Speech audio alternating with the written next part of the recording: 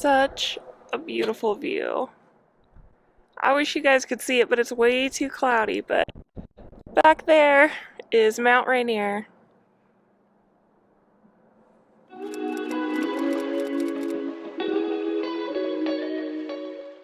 I'm in beautiful Washington right now, sitting on my in-laws' deck. We came here and surprised them for Christmas, and we're going to be here for a few weeks. So if you're wondering where I was last week, we were traveling, so I wasn't able to get a video up for you guys. So I'm so sorry, but everything was just really last minute. It was not planned at all. We just were able to get out here quickly. So since I am outside, I do apologize if there's like random birds or planes or whatever going by. So as this is the first video of the new year, I want to talk to you guys about goals or resolutions. So let me first start by saying that there is no such thing as a goal that is too small. If you feel embarrassed by your goal or think it's just not enough, I promise you it is enough. And if you're someone who doesn't believe in making New Year's goals or resolutions, that's totally fine. I find this to be a great time of year though to make goals for a couple of reasons. One, it is a new business quarter and business year, which means it's a fantastic time for me to reassess what's going on in my business and figure out where things need to go for the year. And number two,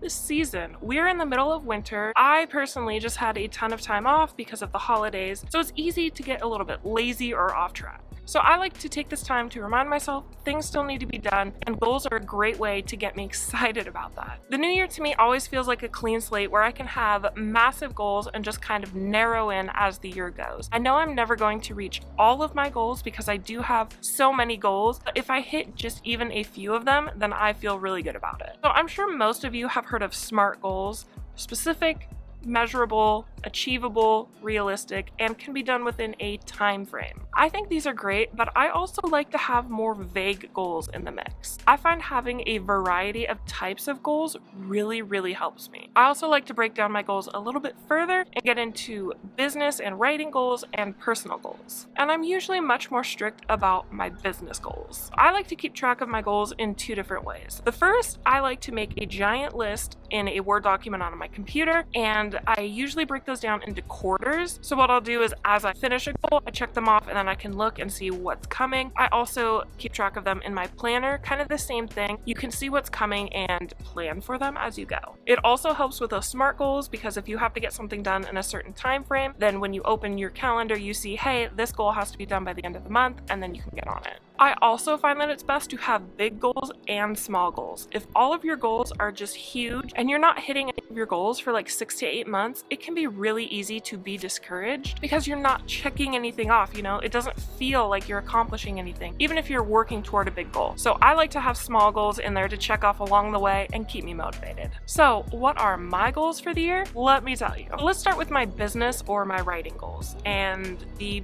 bigger goals that I have for the year. So obviously one of my biggest goals for the year is to publish my novel, Queendom of Chaos, this spring, which it's insane to me that I'm in the year that I know I'm publishing my book. This is just crazy to me. So some of my other really big goals are to run a successful street team, do pre-order launches, obviously, before I launch my book, overhaul my website, make it more from a proofreading website to an author website, bring in more profit this year than I did last year, which I think is very achievable. The last 2 years, I've brought in more profit each year, so things are looking great for that. Once my book is published, I want to set up 3 in-person book signings, which I think is going to be really fun. I would love to make my money back from what I put into my book, and once I'm totally finished with my book, I will give you guys a breakdown of what I spent. Like I said in one of my previous videos, I'm working on being more authentic, more open, more honest with you guys, which is another one of my goals. That's what I want to be. So I want to be totally honest with you guys and share the experience of self-publishing with you. So some of my smaller business goals would be to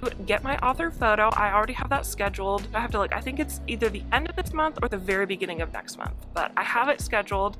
Small goal, yay. Create and upload my book trailer. I have it maybe 40% of the way done, but I need to finish it and upload it for you guys in a couple of weeks. I'm really excited to show you. Make it 1 year on YouTube. I believe I started March 30th, so I'm actually getting pretty close, and I definitely want to do something fun for my 1 year. Set up my book on Goodreads, Amazon, all the places that I need to set up my book. I think it would be really fun to have my book in a bookish box, so I'd like to reach out to some companies. I have reached out to some before and they showed interest, so I want to reach out to them again and see if I can actually get my book in their box. That would be amazing. And I want to launch my Bookish merch store for all you guys. I'm working on the character art and the maps and my cover and all that amazing stuff for merch for you guys, and I love the way it's turning out, and I'm gonna start ordering stuff soon so I can show you guys how beautiful and amazing it really is in person. All right, let's move on to my more personal goals, and those would be continuing my health journey, which I do every year. I think most people have like a health journey that they're on. But for me, that means more workouts, cleaner eating. You know, I'm already vegan, but I would like to cut out some of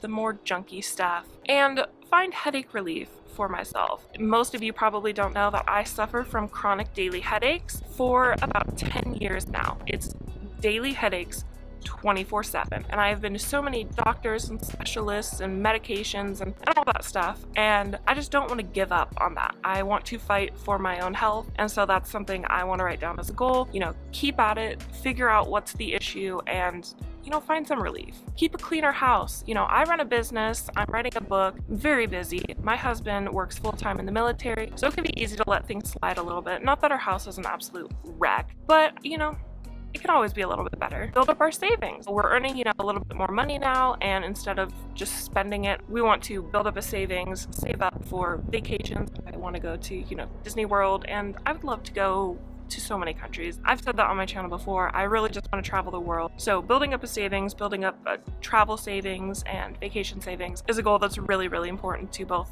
myself and my husband. And my final goal would be just to be happier, you know, whatever that might mean, whether it's finding a way to ease anxieties more or be a little more calm and present. You know, I just want to be happier. I think we all do. As you can see, I have a totally wide range of different goals that I have for the year. Goals are supposed to be achievable, but also push you a little bit. So it's fine to have some of those easier goals and then the goals that are going to push you more. Let me know in the comments which goals this year you are most excited about. I really want to hear what your year has in store for you. And please make sure to give this video a like and subscribe for more bookish and writing related videos. Thanks for being here. See you next time. Bye.